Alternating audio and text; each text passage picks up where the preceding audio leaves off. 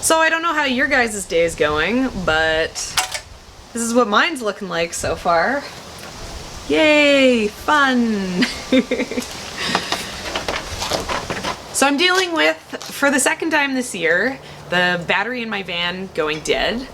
And I wish I could say that this just meant that I need to get a repair done on my car, but every year we need to replace the battery in our vehicle because of this exact same issue. Our battery goes dead, and eventually it goes dead so many times that it can't be revived to get a charge.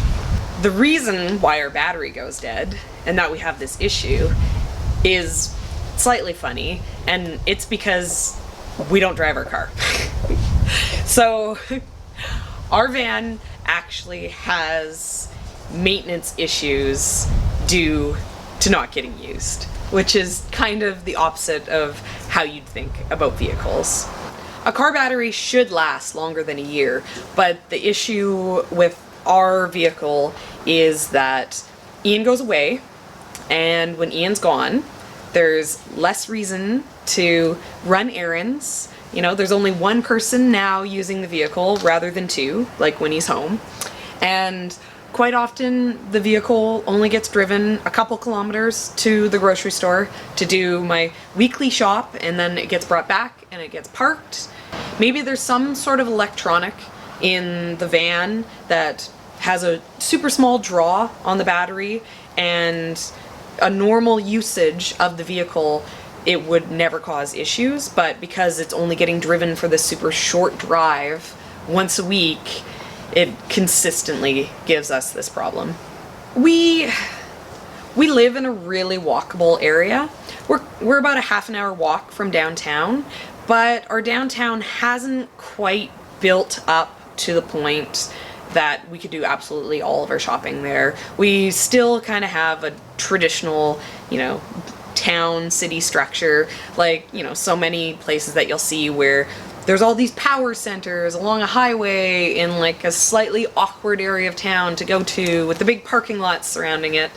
And you drive there and you do your shop, and there's a handful of shops around there, and there's no housing near it because everyone drives, and we do a lot of our shopping at those types of places.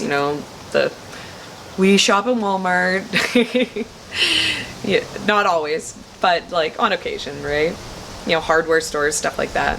The area that we live in is also a little bit isolated away from the rest of we're kind of like in this little pocket of residential area that's kind of just like, here's downtown, we're like a pocket of houses, and then like the rest of the housing is kind of all over that way. So it makes sense that there's a lot of services not necessarily in this area, because it would be services literally just for our neighborhood, and then it would funnel into downtown. So there's not very good buses or anything. I mean, Kelowna's small enough that there isn't good buses anyways, but I mean, I have a friend that like runs a car share, and I'd love to, get rid of the car and have the car share, but that would then mean a half an hour walk to downtown to get it, and it's hard to give up luxuries, right? So Ian and I look forward to the future that we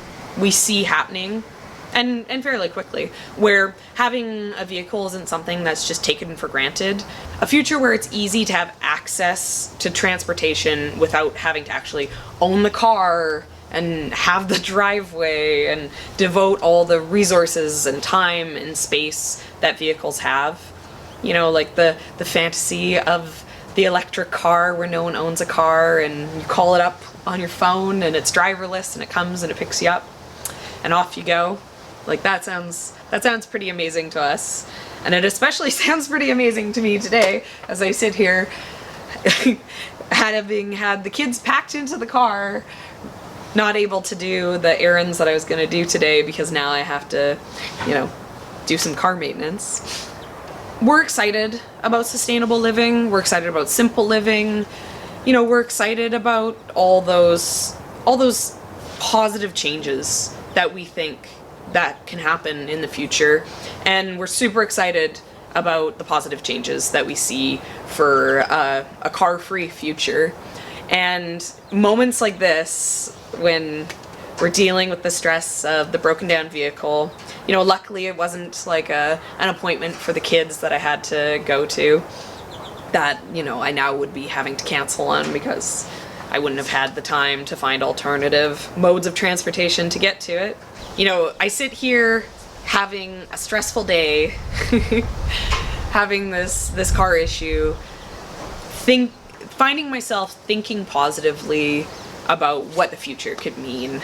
You know, in the same way you plant a garden, but the Audrey Hepburn quote, right? Like, to plant a garden is to believe in the future. You know, I'm sitting here today, you know, rather than being pissed off about my car, being excited for changes that can happen in the future, you know, excited for people to take a moment and have people realize what a pain it is to deal with a car. You know, this right here is a perfect example.